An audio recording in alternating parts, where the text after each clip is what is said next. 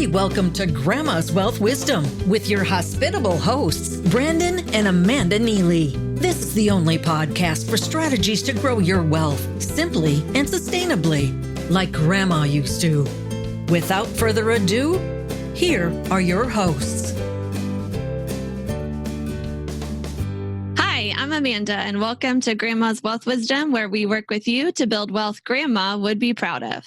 Hey, and I'm Brandon, and this is episode 31, where we interview one of our good friends that we met at a networking event, Glen Hahn, who is an expert when it comes to medical insurance, right? Medical and all that Health. Fun stuff.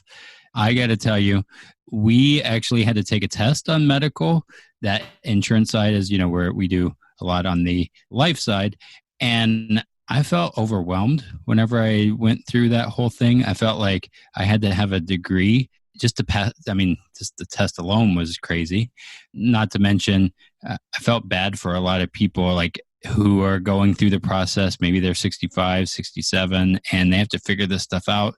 And you have to have a bachelor's or master's or a doctorate or something to figure out medical insurance. Yeah, I had a little jump start because I had to help my mom figure out Medicare when she turned 65. And so I felt like I knew a little bit more going into studying for this test, but you were starting from scratch. And I think you got more confused the more you studied, right? Yeah. And I'm like, man, no wonder we're all messed up and broken. And whenever we think about healthcare and we our eyes glaze over, because mine was, and I had to learn it. Yeah.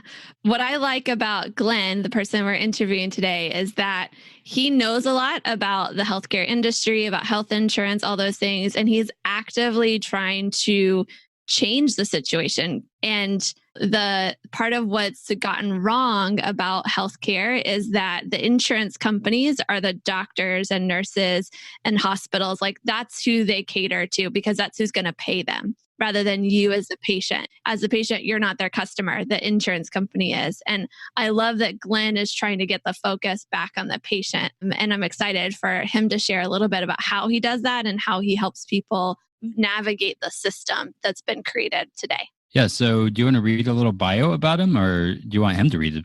I mean, I think we recapped it. There. All right, then.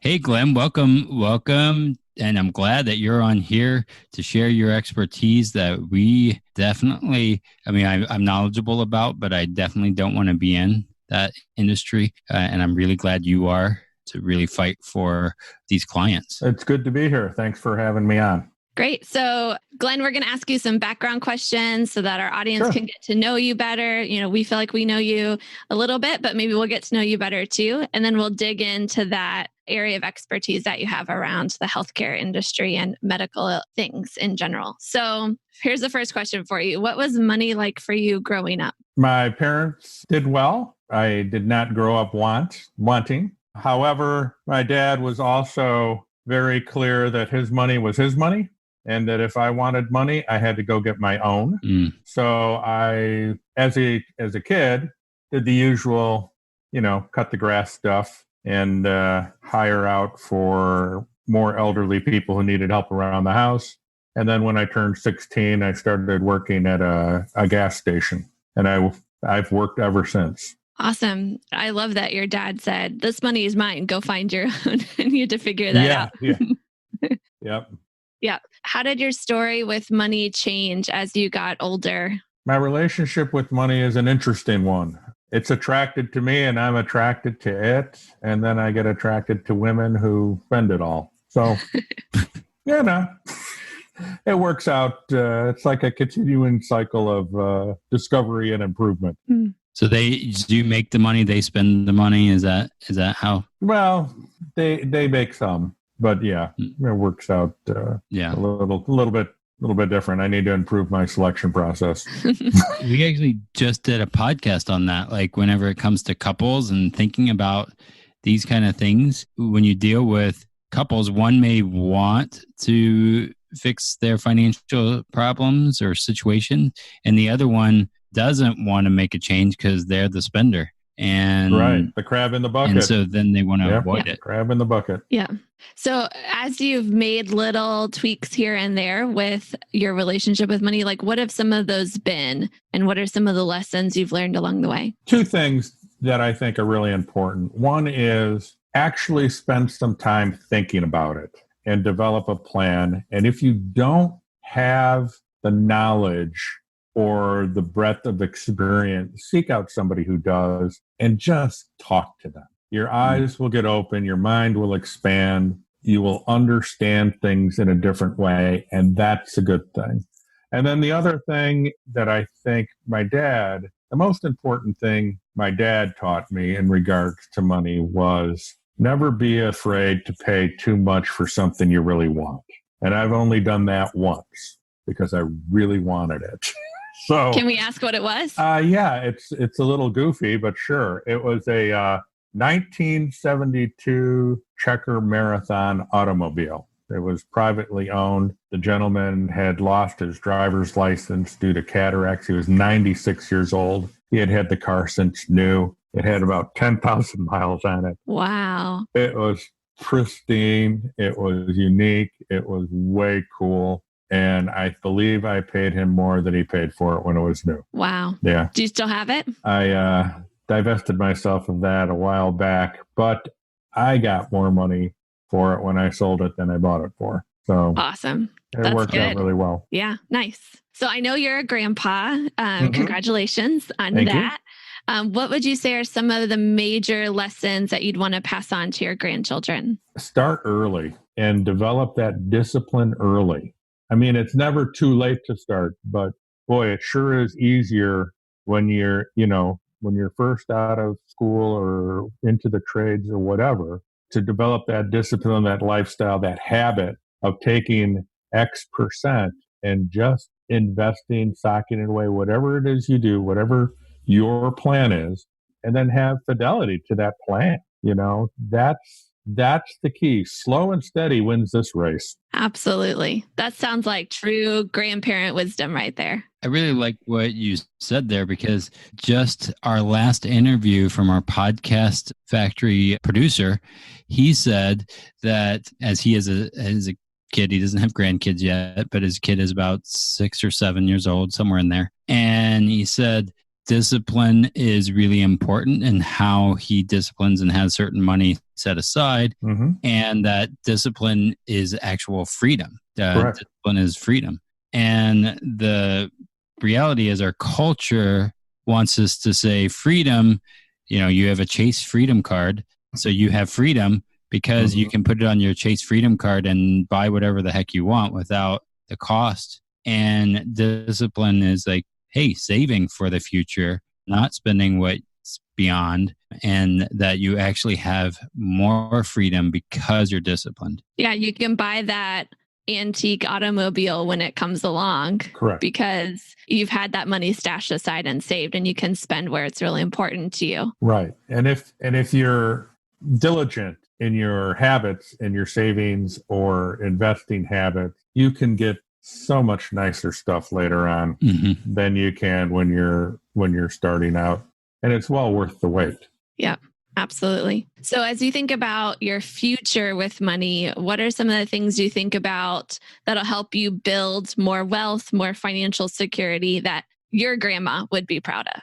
I am 58 years old, and my, I got maybe 20 years left of earning anyway, good earning. And my focus has actually shifted a little bit away from me, and now more toward my children and my grandchild. So, I'm going to have more grandchildren, allegedly. And so I'm looking at ways to assist them in getting a good start, as opposed to, I have goals of what I want, but mine are shorter term, and mine are, I'm scaling back. So it's not, mine are readily obtainable, but seeing that my grandchildren will have the option, perhaps attending a university, would be important, or using that money to start their own business, or going into the trades, or whatever they end up deciding to do. But having a good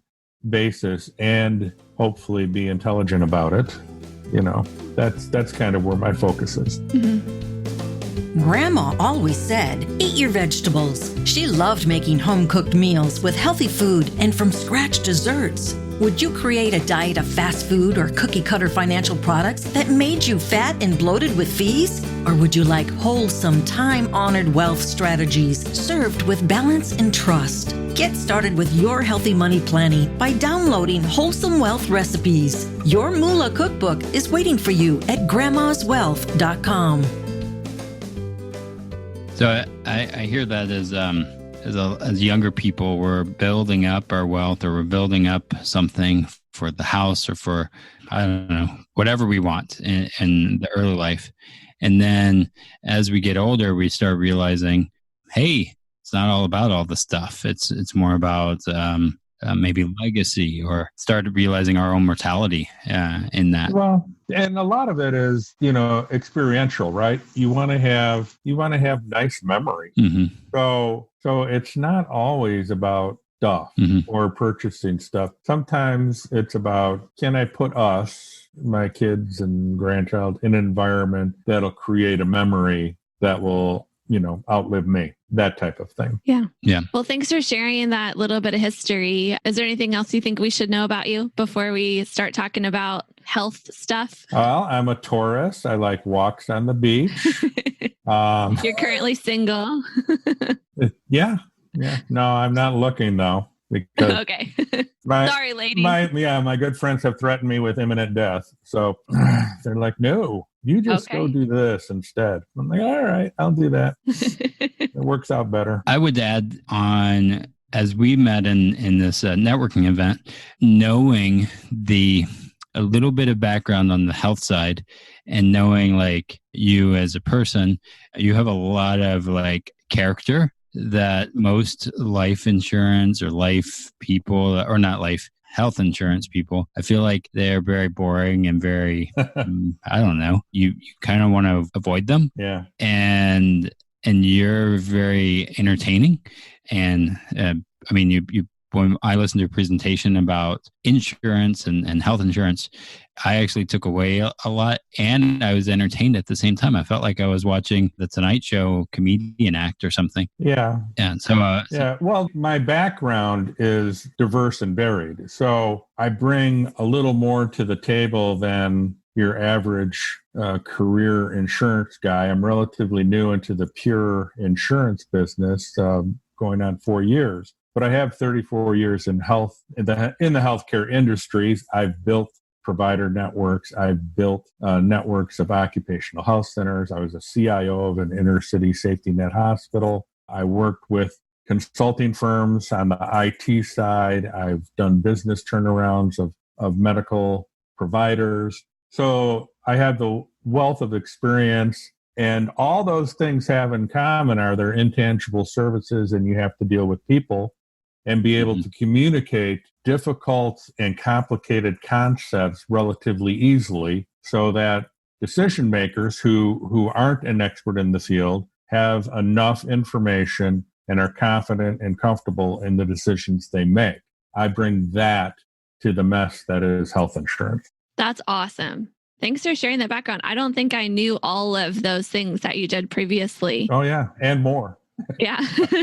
So I hope that helps the people listening to know, like, you're legit. What you're about to share comes from that 34-year history and various different sectors within the healthcare industry, and being a CIO, of an inner city health services provider. That's the one that stuck out to me as like, I want to hear more about that for sure. So maybe that's something we could talk about offline. And I would add, like, for us doing what we do, what I find interesting is, actually running a business and starting a business where, there's other pieces that were not hugely related to building wealth or leverage or whatever that we had to figure out. Like, again, part of with the health insurance side, Amanda knows quite a bit because unfortunately we've had to go through that process with her mom And some of those things that are not the black and white of your resume, but the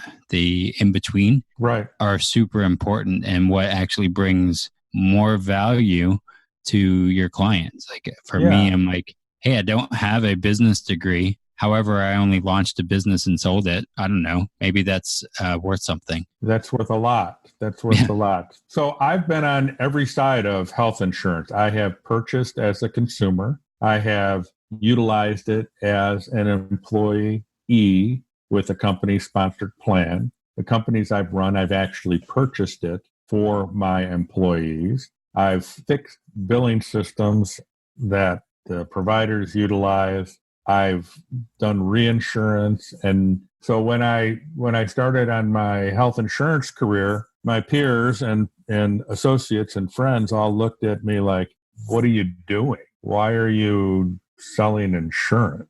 And I told them, I'm not selling insurance. I'm going to change the face of health insurance in the United States. So sit back and watch this. Could you say that again? What are you doing? I'm changing the face of health insurance in the United States. Wow. I'm going to fix, me and other like-minded people are going to fix this mess. So you're going to do something that Congress hasn't been able to do yet? Come on. Congress hasn't been able to do anything except make things worse. So yeah, I can make things worse too. I just don't have the power. Mm-hmm. But the fix does not come from them. Nope. Mm-hmm. Never has, never will. Yep. Everybody knows now the fix is coming from Glen. Glen and like-minded. Or it comes from within. I feel like there's a lot of our clients that they want to find outside help or whatever, and it has to come intrinsic. And you have to actually, like you're saying, is go and learn, educate yourself, and then implement. And so finding those guides along the way, whether it's life, health, whether it's starting your own business, any of that stuff, it comes from within, and you have the power to change those things. Right. Exactly. Well, that was a great first part of the interview with Glen, our health insurance expert who knows all things about insurance. And I really loved just his thoughts on, his own money story, his grandma's knowledge, and all of that kind of stuff. And I can't wait for the next piece. Yeah, with that 34-year history in the healthcare sector, of course, we know what's coming next. We know that in the next episode, in the next half of the interview, he drops some great value bombs about how to cover your cost of healthcare, including some options that are not your typical health insurance. You mentioned he's a health insurance expert. I would say he's an expert at covering the cost of healthcare, whether it's through insurance or not. And we're going to totally be talking about that. For this first part, as Glen was sharing some of his background, I thought a couple of things really stuck out to me. He said if his dad taught him, that his dad's money was his dad's money, and that if he wanted money, he had to go and get it on his own. I thought that was a good point. And his point about start early and develop discipline early. I think discipline's like a muscle. If you want that muscle to develop, you have to start exercising that muscle. And it might start really small. It might start with step in the right direction, like a baby step, but over time you learn how to walk and then you learn how to run. Sometimes you can start running right away, but really starting to develop that discipline muscle often starts with a tiny baby step. Yeah, I found it very interesting that him in our past interview that we just did, they don't know each other. They didn't know that we were going to talk about, any of the stuff. And they both brought about discipline and the idea of discipline bringing more power. And ignorance usually brings powerlessness, is what I got from him, is being ignorant of a problem or a situation is going to bring about powerlessness. Yeah. So I guess what that means is this next episode, we're going to be bringing some power and some knowledge of how to, figure this out. And especially he's going to talk about if you already have, your employer has an employer-based plan, some of what he shares is going to be helpful to you as well. And then it's super, super duper helpful if you have to figure out your healthcare coverage on your own. So be sure to tune in to the next episode where we continue this interview with Glen, and he's going to talk about the 6 different ways that you can cover your health care. So until next time, keep building your wealth simply and sustainably for your own future and the future of our grandchildren's generation. The topics presented in this podcast are for general information only and not for the purpose of providing legal, accounting, or investment advice. On such matters, please consult a professional who knows your specific situation. This is thepodcastfactory.com.